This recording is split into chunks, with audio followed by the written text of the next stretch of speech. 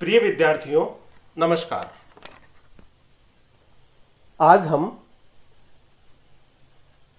हिंदी कक्षा 12 सृजन से सूरदास रचित भ्रमर गीत का पद बिन गोपाल बैरिन भई कुंजे पढ़ेंगे। आइए सबसे पहले इसके रचनाकार कवि सूरदास के बारे में जान लेते हैं। कवि सूरदास का जन्म दिल्ली के नजदीक सीही नामक गांव में हुआ था। महाप्रभु वल्लभाचार्य ने इनको वल्लभ संप्रदाय में दीक्षित किया। अष्टछाप के शीर्ष कवि सूरदास की 3 प्रमुख रचनाएं मानी जाती है: सूरसागर, सूरसारावली और साहित्य लहरी। सूरसागर इनकी अक्षय कीर्ति का आधार ग्रंथ माना जाता है। कवि सूरदास भक्ति, श्रृंगार एवं वात्सल्य के अनुपम कवि हैं। इनका काव्य हिंदी साहित्य की अमूल्य निधि है। श्री कृष्ण का संदेश लेकर उद्धव जी विरह वेदना से व्यथित गोपियों के पास पहुंचकर उनसे बोले, आप सब कृष्ण प्रेम में अनुरक्त गोपियों, आप सब श्री कृष्ण से प्रेम करने के मार्ग को त्याग दीजिए, ज्ञान व योग का मार्ग अपना लीजिए, जिससे आप सबका कल्याण हो सके, आप सबकी मुक्ति हो सके, आप सबको मोक्ष की प्राप्ति हो सके। लेकिन विरह व्यथा में पीड़ित गोपियां तो व्याकुल होकर पुकार रही हैं, बिन गोपाल बैरन भई कुंजे। यानी श्री कृष्ण के विरह में व्यथित गोपियों को पूर्ववत समस्त सुख प्रदान करने वाली वस्तुएं वर्तमान में कष्टप्रद प्रतीत हो रही है। आइए सूरदास द्वारा रचित भ्रमर गीत के इस पद का सस्वर वाचन करेंगे।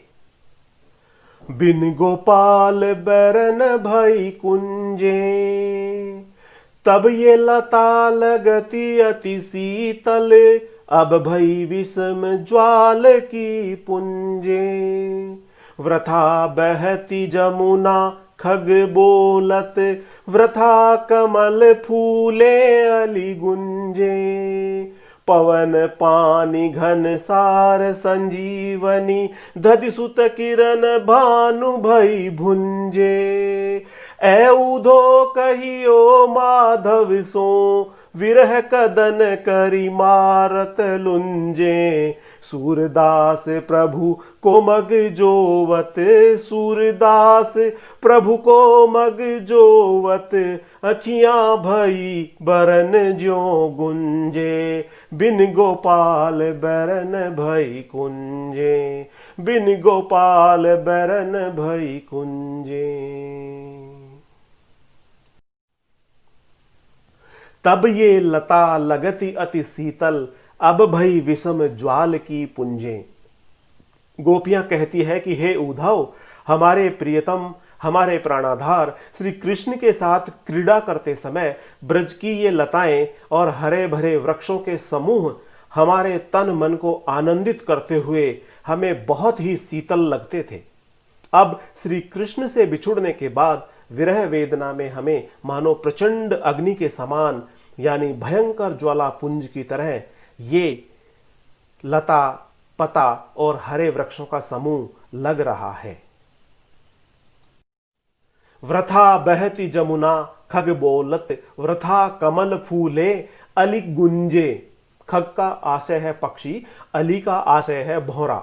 गोपियां कहती है कि हे उद्धव, कलकल बहती यमुना का स्वच्छंद प्रवाह है, कलरव करते पक्षियों का सुमधुर स्वर, कमल पुष्पों का खिलना और पुष्पों पर भौरों का गुंजार करते हुए गुनगुनाना आदि ये सब दृश्य अब व्यर्थ लगते हैं। अर्थात ये सभी दृश्य श्री कृष्ण के बिना हमें व्यर्थ प्रतीत हो रहे हैं। इन्हें देखकर हमारा मन अब हर्षित नहीं होता। पवन पानी घन सार संजीवनी, दधि सुत किरण भानु भई भुंजे। घनसार का आशय है कपूर, संजीवनी का आशय है जीवन देने वाले बादल, दधिसुत का आशय है चंद्रमा, भानु का आशय है सूर्य।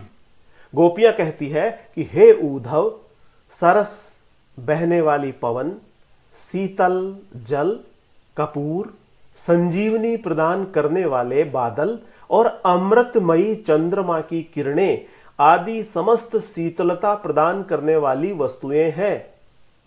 परंतु विरह वेदना में आज ये सभी वस्तुएं प्रचंड सूर्य की किरणों के रूप में हमें जलाने वाली बन गई हैं। ऐ ऊधो कहियो माधव सो, विरह कदन करी मारत लुंजे।